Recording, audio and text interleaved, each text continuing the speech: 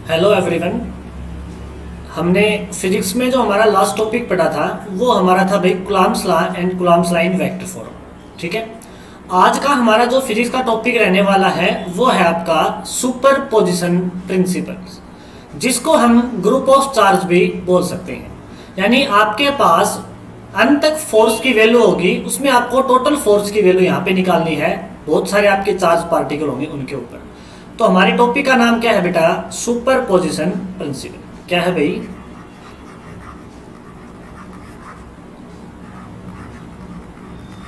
Superposition principle. ये हमारा आज का टॉपिक रहेगा। इसका जो डायग्राम है वो आप अच्छे से पहले डायग्राम बनाना सीखें, क्योंकि फिजिक्स में मेन चीज क्या होती है भाई? डायग्राम होता है। हर टॉपिक का डायग्राम आपको अच्छे से बनाना आना चाहिए सभी स्टूडेंट को। तो सबसे पहले आपने कूलम्ब्स लाइन वेक्टर फॉर्म का डायग्राम सीखा होगा सभी स्टूडेंट ने। आपने टॉपिक सीखा होगा भाई Coulomb's line vector form.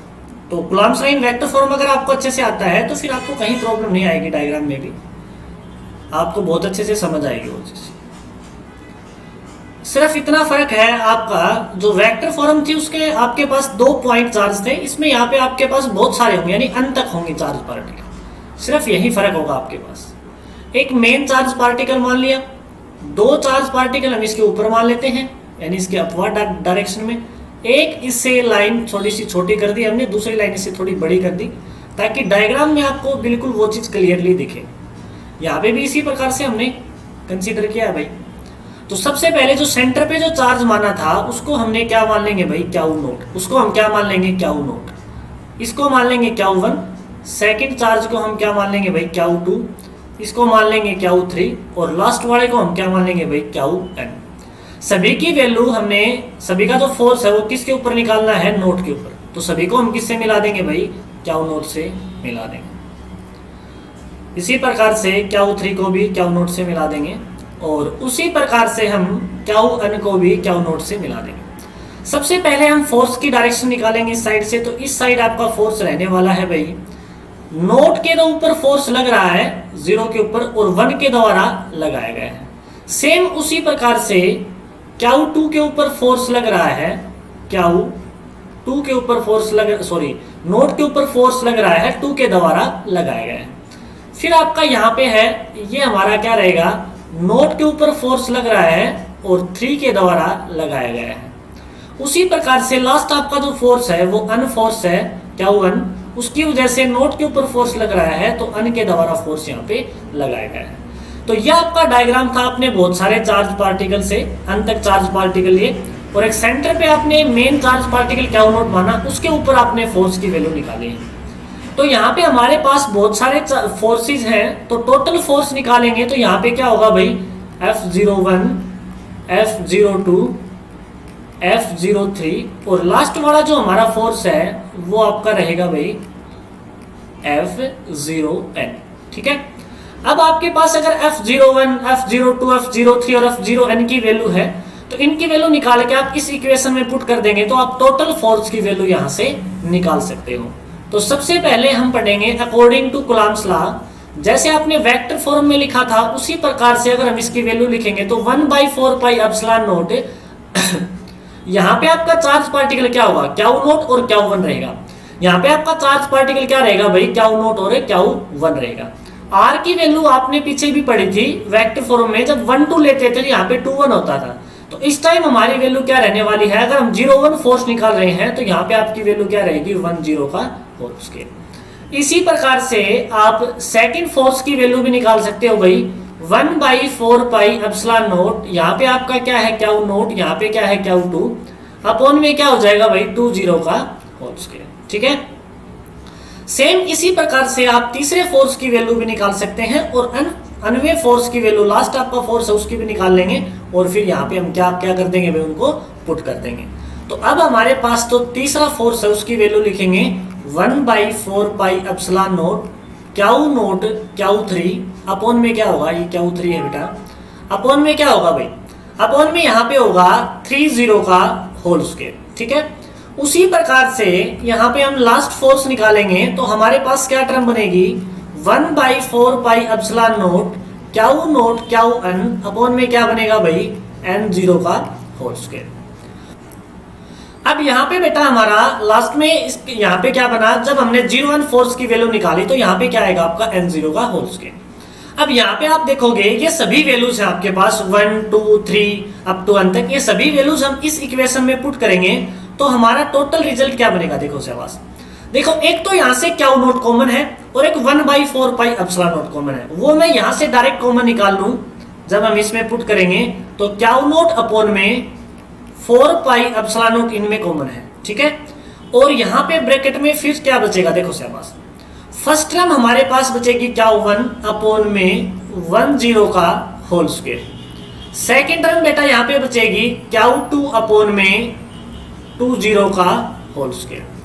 Third term आपके पास बचेगी क्याऊ 3 अपॉन में 30 का whole square plus up to जो लास्ट टर्म हम नोट करेंगे तो क्याऊ n अपॉन में क्या बचेगा n0 का होल स्क्वायर, ठीक है भाई। तो ये आपका ब्रैकेट में बचेगा जब आप क्या कॉमन निकाल लोगे, क्योंकि आपकी सभी की वैल्यू फर्स्ट सेकंड थर्ड और n की वैल्यू जब हम पुट करेंगे यहाँ तो एक तो ऊपर से क्याऊ नोट कॉमन है न्यूमिनेटर में से और एक आपका कॉमन निकलेगा 1/4 पाई एप्सिलॉन नोट। तो यहाँ से हमने कॉमन निकाल लिया q nought by 4 pi epsilon nought. अब यहाँ से हम इसको समेशन फॉर्म में भी नोट कर सकते हैं भाई।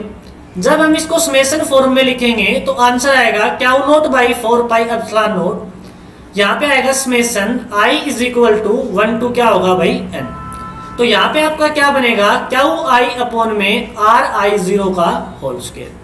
तो ये आपकी टर्म है, यहाँ पे आपकी जो टर्म बनेगी वो बनेगा आपके पास सुपरपोजिशन प्रिंसिपल का ये फाइनल आपका रिजल्ट है भाई। इस रिजल्ट को हमने लास्ट में किस फॉर्म में लिखा है बेटा, समेशन फॉर्म में। किस में लिखा है भाई, समेशन फॉर्म में हमने इसको नोट किया है। तो ये आपका टॉपिक था भाई सुपरपोजिशन प्रिंसिपल, जिसको आप ग्रुप ऑफ चार्ज भी बोल सकते हो। आपने बहुत सारे चार्ज पार्टिकल लिए हैं, अनचार्ज पार्टिकल, उस सभी पे आपने फोर्स की वैल्यू निकाली और टोटल फोर्स जब आप निकालोगे तो इनकी वैल्यू ड्राइव करके आप यहाँ से इसके टोटल फोर्स की वैल्यू भी निकाल सकते हो। अब आपका नेक्स्ट टॉपिक है भाई चार्ज डिस्ट्रीब्यूशन। नेक्स्ट टॉपिक क्या रहेगा बेटा, चार्ज डिस्ट्रीब्यूशन। चार्ज डिस्ट्रीब्यूशन भी बोल सकते हैं और चार्ज डेंसिटी भी इनको बोल सकते हैं। तो यहाँ पे हमारा नेक्स्ट टॉपिक है भाई चार्ज डिस्ट्रीब्यूशन। चार्ज डिस्ट्रीब्यूशन की बजाय आप इसको चार्ज डेंसिटी भी बोल सकते हैं। क्या बोल सकते हैं बेटा, चार्ज डेंसिटी भी आप इसको बोल सकते हो।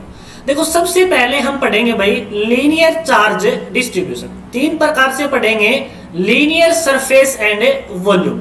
तो सबसे पहला क्या है, लीनियर चार्ज डेंसिटी या फिर डिस्ट्रीब्यूशन आप इसको बोल सकते हो, ठीक है बेटा। तो यहाँ पे लीनियर चार्ज डेंसिटी पढ़ेंगे सबसे पहला टॉपिक। हमारे पास कोई भी लाइन होगी, लीनियर का मतलब क्या होगा, लाइन, ठीक है भाई। सरफेस का मतलब आपके पास कोई सरफेस होगा। तो हमारे पास कोई लाइन है और उसके ऊपर हमने क्या मान लिया कि चार्ज डिस्ट्रीब्यूट है, ठीक है भाई। यहाँ पे हमने टोटल चार्ज क्या मान लिया है, टोटल लेंथ इसकी L मान ली है, ठीक है भाई। अब यहाँ से हमने कोई स्मॉल चार्ज पार्टिकल कट कर लिया है जिसका नाम हमने क्या रखा है, डी क्यू, क्योंकि स्मॉल के लिए हम डी का यूज करते हैं। और स्मॉल जो लेंथ है वो आपकी यहाँ पे क्या रहेगी भाई, डी एल। स्मॉल लेंथ आपकी क्या रहेगी यहाँ पे, डी एल रहेगी बेटा।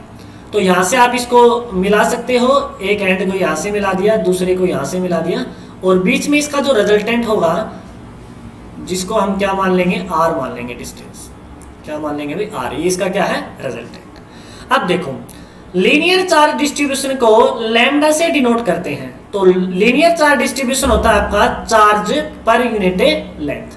हमें यहाँ से किसकी वैल्यू की आवश्यकता पड़ेगी, जरूरत पड़ेगी डी क्यू की। तो यहाँ से डी क्यू की वैल्यू निकालेंगे तो आंसर हमारा क्या आएगा भाई, लैम्डा इंटू में डी एल। आंसर क्या बनेगा आपका, लैम्डा इंटू में डी एल। ये वैल्यू हम यूज करेंगे डी क्यू की। अब अकॉर्डिंग टू कूलम्ब्स लॉ हम क्या लिख सकते हैं बेटा, F is equal to 1/4 pi epsilon naught. यहाँ पे क्यू वन क्यू टू की बजाय क्या है आपके पास, एक तो क्यू है और एक क्या है आपका डी क्यू, और अपॉन में क्या होगा भाई, आर स्क्वायर। अगर चार्ज स्मॉल है तो आपके पास फोर्स भी क्या होगा, स्मॉल। टोटल फोर्स निकालने के लिए we have integrate both side. अगर हम लाइन का इंटीग्रेशन कर रहे हैं तो यहाँ पे क्या नोट कर देंगे, L. L is the linear integration, क्योंकि आप पढ़ रहे हो लीनियर चार्ज डेंसिटी। अब इंटीग्रेशन से यहां से डिफरेंशिएशन आपका कैंसिल आउट होगा, फोर्स की वैल्यू आपके पास क्या आएगी, जो कांस्टेंट है उसको बाहर निकाल लेंगे, Q by 4 pi epsilon naught. Integration किसका होगा, D Q by R square का। अब डी क्यू की वैल्यू हमें पता है भाई, डी क्यू की वैल्यू की जगह हम क्या पुट कर सकते हैं, यहां से हमारा टोटल फोर्स क्या आएगा भाई, जब डी क्यू की जगह वैल्यू पुट करेंगे, F is equal to Q by 4 pi epsilon naught linear integration. D Q की जगह क्या पुट कर सकते हैं भाई, यहां से लैम्डा इंटू डीएल और अपॉन में क्या होगा आर स्क्वायर। तो यह आपका फाइनल रिजल्ट बनता है भाई यहां से लीनियर चार्ज डिस्ट्रीब्यूशन या लीनियर चार्ज डेंसिटी भी आप इसको बोल सकते हो। नेक्स्ट टॉपिक हमारा रहेगा भाई, नेक्स्ट टॉपिक है surface charge density. Surface charge density या डिस्ट्रीब्यूशन आप इसको भी बोल सकते हैं। तो यहां से हमारे पास क्या होना चाहिए, जैसे लीनियर में एक लाइन थी हमारे पास, तो यहां पे हमारे पास क्या होगा भाई, कोई भी सरफेस होगा। क्या होगा भाई, कोई भी सरफेस। हमने कोई भी सरफेस कंसीडर कर लिया है और उसमें हमने चार्ज का डिस्ट्रीब्यूशन कर दिया है कि यहाँ पे क्या है आपका चार्ज डिस्ट्रीब्यूट है। ठीक है भाई, उसमें से भी हमने क्या किया भाई, स्मॉल एरिया कट कर लिया यहाँ पे। तो टोटल जो चार्ज है आपका क्या है, टोटल सरफेस आपका एस रहेगा। तो स्मॉल चार्ज आपका डी क्यू है और स्मॉल यहाँ पे जो सरफेस है वो क्या रहेगा आपका डीएस। अब यहाँ से भी हमें ये पता लगाना होगा भाई, जब आप पढ़ोगे हमने आर कहाँ से पुट किया, तो यहाँ से भी आप आर की वैल्यू निकाल सकते हैं। जैसे हमने एक इस लाइन को यहाँ पे मिला दिया इसके सेंटर ओ पॉइंट से और यहाँ भी इसको, और ये हमने क्या मान लिया भाई, उनको उसका क्या है रिजल्टेंट, इसको हमने क्या मान लिया उसका रिजल्टेंट, जिसको हमने क्या बोल दिया आर। सेम उसी प्रकार से यहाँ पे सरफेस चार्ज डिस्ट्रीब्यूशन को सिग्मा से लिखेंगे, तो क्या होगा चार्ज अपॉन में एरिया। यहां से भी हमें किसकी वैल्यू चाहिएगी, डी क्यू की, तो उसको हम क्या लिख सकते हैं भाई, सिग्मा इंटू में डीएस, क्योंकि डीएस डिवाइड में है, दूसरी साइड जाएगा तो किस में होगा भाई, मल्टीप्लाई में। ठीक है भाई, अगर मल्टीप्लाई में होगा तो हम इसको मल्टीप्लाई कर देंगे, डी क्यू की वैल्यू की हमें आवश्यकता होगी और यहां से हम डी क्यू की वैल्यू निकाल सकते हैं कि सिग्मा इंटू में क्या होगा डीएस। फिर according to Coulomb's law, according to Coulomb's law इसका डेरिवेशन करेंगे हम फिर से, जिस हिसाब से हमने पीछे किया था उसी प्रकार से। वहीं हमारे पास क्या होगा 1/4 pi epsilon not D Q upon में क्या होगा आर स्क्वायर। यहाँ भी स्मॉल चार्ज है तो फोर्स भी आपके पास क्या होगा स्मॉल। टोटल फोर्स के लिए फिर से हमें क्या करना पड़ेगा भाई, इंटीग्रेट बोथ साइड। सरफेस है तो क्या नोट करना पड़ेगा, सरफेस का इंटीग्रेशन यानी एस। कॉमन क्या है यहाँ पे, Q/4 pi epsilon not common है आपका, और यहाँ से क्या है सरफेस, क्या बचेगा यहाँ पे टर्म कॉमन लेने के बाद, डी क्यू अपॉन में आर स्क्वायर। डी क्यू की वैल्यू हमारे पास है सिग्मा इंटू डीएस, यहाँ पे पुट करेंगे तो एफ इज इक्वल टू क्या टर्म बनेगी भाई हमारे पास, क्यू अपॉन में 4 pi epsilon not surface integration D Q है, डी क्यू है तो यहाँ पे क्या लिख देंगे सिग्मा इंटू में डीएस, और यहाँ पे क्या होगा भाई आर स्क्वायर। तो यहां से आपका सरफेस चार्ज डिस्ट्रीब्यूशन या डेंसिटी का टॉपिक भी क्या होता है भाई कंप्लीट। आपका लास्ट टॉपिक बचता है इसमें वॉल्यूम चार्ज डिस्ट्रीब्यूशन। क्या बचेगा भाई, वॉल्यूम चार्ज डिस्ट्रीब्यूशन या डेंसिटी। फिर हमारा यहां से लगभग फर्स्ट पार्ट है चैप्टर है वो कंप्लीट हो जाएगा। लास्ट है भाई यहाँ पे हमारा वॉल्यूम चार्ज डेंसिटी। आप डिस्ट्रीब्यूशन भी बोल सकते हैं, आप डेंसिटी भी बोल सकते हैं। अब यहां पे हमारे पास क्या बनने वाला है भाई, यहां पे हमारे पास बनेगा, अगर हमारे पास लीनियर था तो हमने एक लाइन का यूज किया था, सरफेस था तो उसमें लेंथ और ब्रेथ का यूज किया था। अब की बार वॉल्यूम है, वॉल्यूम है तो आपको लेंथ की भी जरूरत पड़ेगी, ब्रेथ की भी, और यहाँ पे हाइट की भी जरूरत होगी हमें। तो यहाँ पे हम क्या बना लेंगे भाई, एक क्यूबिकल स्ट्रक्चर बना लेंगे। कौन सा स्ट्रक्चर बनाएंगे, क्यूबिकल स्ट्रक्चर बना लेंगे। तो अब की बार हमें क्यूब की आवश्यकता होगी क्योंकि वॉल्यूम चार्ज आपका है। वॉल्यूम का मतलब होता है भाई यहाँ पे आपके पास लेंथ हो, ब्रेथ हो, हाइट हो। यहाँ पे हमने चार्ज को डिस्ट्रीब्यूट कर दिया है, ये आपका पॉजिटिव चार्ज है वो डिस्ट्रीब्यूट है, वॉल्यूम V है, चार्ज क्या रहेगा आपका। यहां भी हम क्या करेंगे, इसके स्मॉल पार्ट को कट कर लेंगे भाई। यहां भी हमने एक स्मॉल क्यूबिकल स्ट्रक्चर है वो कट कर लिया। स्मॉल है तो dV वॉल्यूम है, चार्ज है तो d क्या होगा आपका। अब यहां पे भी क्या हो गया, आपके पास एक्सिस होंगी, जैसे x एक्सिस है, y एक्सिस है आपके पास। यहां भी हमें r की आवश्यकता होगी। हम पूछेंगे भाई r की वैल्यू हमने कहां से पुट की है, तो सेंटर O पॉइंट से हम मिला देंगे दोनों पॉइंट को, और लास्ट पॉइंट जो हमारा है वो रहेगा भाई यहाँ पे r। इसको हम क्या बोल सकते हैं भाई, r बोल देंगे। अब रो से डिनोट करते हैं हम वॉल्यूम चार्ज डिस्ट्रीब्यूशन को, तो इसको हम बोलेंगे डी क्यू बाई dV। अब यहां से भी हमें किसकी वैल्यू चाहिए कि डी क्यू की वैल्यू की आवश्यकता होगी, तो यहां से हम डी क्यू की वैल्यू को निकाल लेंगे भाई। अब यहां से डी क्यू निकालेंगे तो हमारे पास फॉर्मूला बनेगा D Q is equal to rho into में dV। इसका हमें जरूरत होगी आगे, डी क्यू जहां भी लिखा होगा उसकी जगह हम पुट कर देंगे भाई रो इंटू में dV। According to Coulomb's law फिर से इसका डेरिवेशन करते हैं, 1/4 पाई एप्सिलॉन नॉट। एक आपके पास चार्ज है, एक चार्ज क्या है D Q small charge upon में r स्क्वायर। चार्ज स्मॉल है तो फोर्स भी क्या है स्मॉल। टोटल निकालने के लिए we have integrate both side. Integration से डिफरेंशिएशन कैंसिल, वॉल्यूम है तो यहाँ पे वी नोट कर दिया, कॉमन है उसको कॉमन निकाल लेंगे, Q/4 pi epsilon naught volume. यहाँ पे क्या बचेगा डी क्यू अपॉन में r स्क्वायर। अब यहाँ पे हमें डी क्यू की वैल्यू की जरूरत है, हम यहाँ से पुट कर लेंगे। डी क्यू की वैल्यू यहाँ से पुट करेंगे तो आंसर बनेगा हमारे पास F is equal to Q/4 pi epsilon naught volume integration, यहाँ पे पुट करेंगे रो इंटू dV और अपॉन में क्या होगा r स्क्वायर। तो यहां से हमारा ये वॉल्यूम चार्ज डिस्ट्रीब्यूशन भी क्या होता है भाई आपका कंप्लीट। तो फर्स्ट चैप्टर फिजिक्स में आपका कंप्लीट होता है इलेक्ट्रोस्टैटिक्स का। नेक्स्ट जो वीडियो हम देखेंगे पढ़ेंगे वो हम पढ़ेंगे भाई इलेक्ट्रिक फील्ड इंटेंसिटी पे। तब तक आप इसको कंप्लीट करें, और जो पीछे की वीडियो जिस बच्चे ने नहीं देखी वो कंप्लीट इसको देख ले भाई, सीख ले, और इस चैनल को ज्यादा से ज्यादा आप सब्सक्राइब करें ताकि नेक्स्ट कंटेंट जो भी आपके पास आए, हर सब्जेक्ट की वीडियो यहाँ पे हम पढ़ाते हैं, तो आपके पास वो सबसे पहले पहुंच सके। Thank you.